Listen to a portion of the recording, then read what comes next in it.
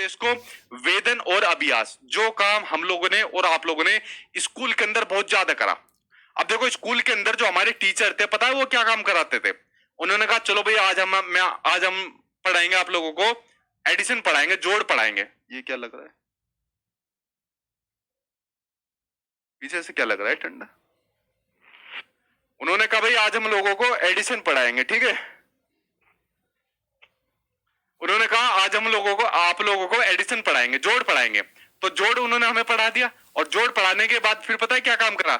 उसके बाद उन्होंने हमें कुछ क्वेश्चन दे दिए न्यूमेरिकल के लिए कि बेटा इन क्वेश्चन को सोल्व करो क्लासरूम के अंदर, ठीक है। और उसके बाद क्या काम करा? उसके बाद फिर हमें होमवर्क दे दिया, ठीक है, कि बेटा इतने सारे क्वेश्चन अपने घर से करके लाओ। अब बच्चे ने यहाँ पर एडिशन तो सीख लिया, उसके बाद फिर उन्हीं को बार बार कराया जा रहा है। क्या काम कराया जा रहा है? उन्हीं एडिशन के क्वेश्चन को बार बार कराया जा रहा है। अब जब ये बच्चा एडिशन के क्वेश्चन को बार बार करता रहेगा, ड्रिल एंड प्रैक्टिस करता रहेगा, इन्हीं क्वेश्चन की बार बार प्रैक्टिस करता रहेगा, बार बार प्रैक्टिस करता रहेगा, तो बच्चा किसका शिकार हो जाएगा? बच्चा शिकार हो जाएगा आपका रोट लर्निंग का शिकार हो जाएगा। बच्चा इन चीजों को याद कर जाएगा।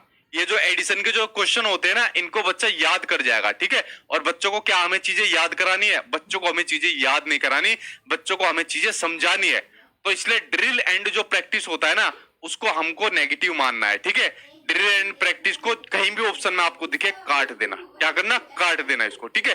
तो यह बात आप लोग समझ गए ड्रिल एंड प्रैक्टिस के बारे में। अब देखिए क्वेश्चन सामने आपकी स्क्रीन पर आ गया, इससे जुड़ा हुआ, इसके ऊपर एक बार डालते नजर। क्वेश्चन आ गया कि बच्चों के चिंतन में संप्रत्यात्मक बदलाव, यानी जो आपका कंसेप्चुअल जो चेंज आते हैं, यानी कंसेप्ट से जुड़े जो चेंज आते हैं, उनको किस प्रकार प्रोत्साहित किया जा सकता है। तो देखो सामने आपकी स्क्रीन पर क्वेश्चन है, इनके ऊपर एक बार नजर डाल लेते हैं, ठीक है। नहीं भाई, नॉन टीचिंग में सीटेट की जरूरत नहीं होती केवीएस में।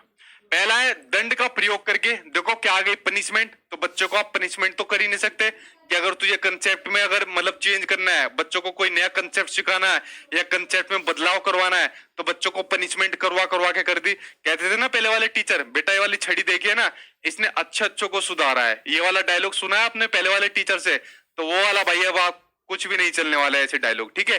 तो पनिशमेंट नहीं देना।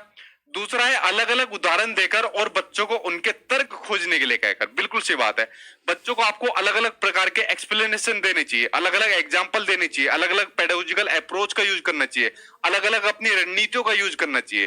तो इससे क्या होगा? बच्चों को अलग अलग कंसेप्ट को सीखने में मदद मिलेगी, कंसेप्चुअल चेंज उसके अंदर बनेंगे, ठीक है। तो दूसरा ऑप्शन आपका बिल्कुल सही है। बच्चों को सही संप्रत्य का रट्टा मानने। देखो बात आ गई, रटने की बात आ गई, याद करने की बात आ गई, मेमोराइज करने की बात आ गई। तो ये क्या हो जाएगा आपका? ये भी आपका नेगेटिव के अंदर चला जाएगा। ये काम हमें बच्चों को नहीं कराना। बारंबार वेदन और अभ्यास प्रैक्टिस, आगे ना ड्रिल एंड प्रैक्टिस, कि बार बार बच्चों को ड्रिल एंड प्रैक्टिस कराते रहो, ठीक है। जैसा अगर मैं यही क्वेश्चन अगर बार बार आपको कराता रहूं, अगर बार बार आपको एनईपी के क्वेश्चन आंसर अगर आपको कराता जाओ, तो एनईपी का क्वेश्चन की आपको क्या हो जाएगी? आप लोग इसकी रोट लर्निंग करने लग जाओगे, इसको याद करना शुरू कर जाओगे, ठीक है। तो ये क्या हो जाएगा? ड्रिल एंड प्रैक्टिस आपका नेगेटिव के अकॉर्डिंग चला जाएगा। तो ये भी आपका गलत हो जाएगा। क्या बचेगा? सेकंड आंसर यहाँ पर आपका सही हो जाएगा, ठीक है जी। दिया तो निष्क्रिय सुनने को बढ़ावा देना, मतलब अपना ध्यान ही नहीं है, बस आप लोग क्या है, वीडियो मेरी चला दी और ध्यान अपना कमेंट बॉक्स में लगाया हुआ है या अपने घर के कामों में लगे हुए हैं। तो निष्क्रिय क्या होता है? नेगेटिव होता है। तो भाई देखो, भय पैदा करना, भय क्या होता है? नेगेटिव। रटना नेगेटिव, निष्क्रिय नेगेटिव।